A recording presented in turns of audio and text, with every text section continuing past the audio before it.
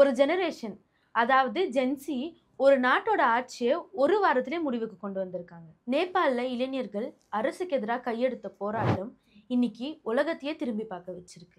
அப்படி என்ன நடந்துச்சு? எல்லாம் போராட்டமும் போல அமைதியா தொடங்கின போராட்டம் இன்னைக்கு துப்பாக்கி சத்தத்தோட எப்படி முடிஞ்சதுன்னு தெரிஞ்சுக்க வீடியோ ஃபுல்லா பாருங்க. செப்டம்பர் 4ஆம் தேதி நேபாள அரசு சோஷியல் மீடியா ஆக்ட் 2081 அப்படின்னு ஒன்று அறிவிச்சிருக்காங்க. அப்படின்னா எல்லா சோஷியல் மீடியா ஆப்ஸும் நேபாள அரசு கீழே பதிவு பண்ணியிருக்கணும்.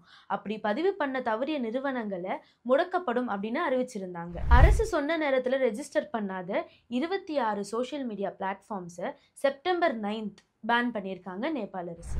இதை எதிர்த்து பல இளைஞர்கள், மாணவர்கள், அப்புறம் சமூக ஆர்வலர்கள் போராட்டத்தை கையெடுத்திருக்காங்க. இந்த மாதிரி ஊடகங்களை பேன் பண்றதுனால பேச்சுரிமை பறிக்கப்படணும், அரசுக்கு எதிரான கேள்விகள் முடுக்கப்படணும் புகார் எழுந்துச்சு. அது மட்டும் இல்லாமல் பல யங்ஸ்டர்ஸோட லைஃப் சோஷியல் மீடியாவை நம்பி இருக்கிறதுனால இந்த போராட்டம் வலுவடைஞ்சுது.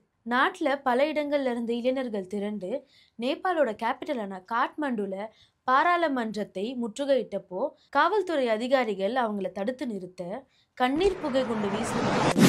துப்பாக்கி சூடு 19 பேர் உயிரிழந்திருக்காங்க. அது மட்டும் இல்லாமல் 200க்கும் மேற்பட்டவங்க படுகாயம் அடைஞ்சிருக்காங்க. இதையடுத்து நாடு முழுக்க இளைஞர்கள் போராட்டத்தில் ஈடுபட்டிருக்காங்க. இப்படி போராட்டத்தில் ஈடுபட்ட யங்ஸ்டர்ஸை சாந்தப்படுத்த துப்பாக்கி சூடு நடத்த உத்தரவு கொடுத்த உள்துறை அமைச்சர் ரமேஷ் லேக்கக் பதவி விலகியிருக்காரு.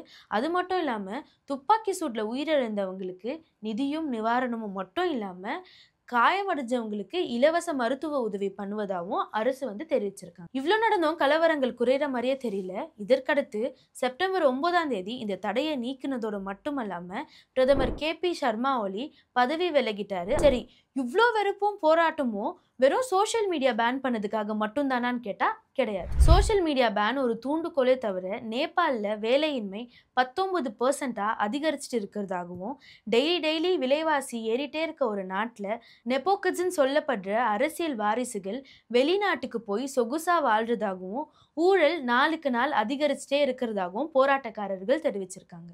இதையெல்லாம் எதிர்த்தும் ஆட்சி மாற்றம் மாதிரி கோரிக்கைகளை முன்வச்சும் தான் மாணவர்களும் இளைஞர்களும் போராட்டம் நடத்திட்டு வராங்க. வலைத்தளங்கள் மேலே இருந்த முடக்கத்தை விடுவிச்சதுக்கு அப்புறமும் இந்த பிரச்சனை முடிகிற மாதிரி இல்லை. மக்கள் பாராளுமன்றத்துக்கும் ஆளும் கட்சி எதிர்கட்சி ஆஃபீஸுக்கும் தீ வச்சு எரிச்சாங்க.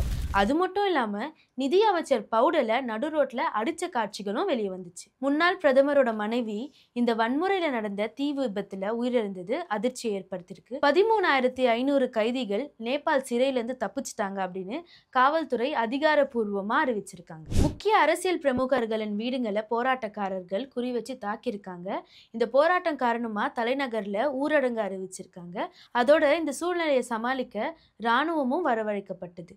ஊரடங்கையும் மதிக்காம போராட்டக்காரர்கள் போராட்டத்தை இன்னும் தீவிரப்படுத்திட்டு இருந்திருக்காங்க. நேபாளோட இடைக்கால பிரதமரா பதவி ஏற்க முன்னாள் உச்ச நீதிமன்றம் தலைமை நீதிபதி சுசிலா கார்கியை போராட்டக்காரர்கள் தேர்வு செஞ்சதா சமீபத்தில் வந்த செய்திகள் தெரிவிக்குது. தன்னெழுச்சி இளைஞர் போராட்டங்களை தொடர்ந்து மாணவ சமுதாயம் வேலையின்மை, மோசமான வாழ்க்கை சூழல், அப்புறம் ஊழல்களுக்கு எதிராக நடக்கிற இந்த போராட்டமும் அரசியல் மாற்றங்களை கொண்டு வரும்னு எதிர்பார்க்கப்படுது.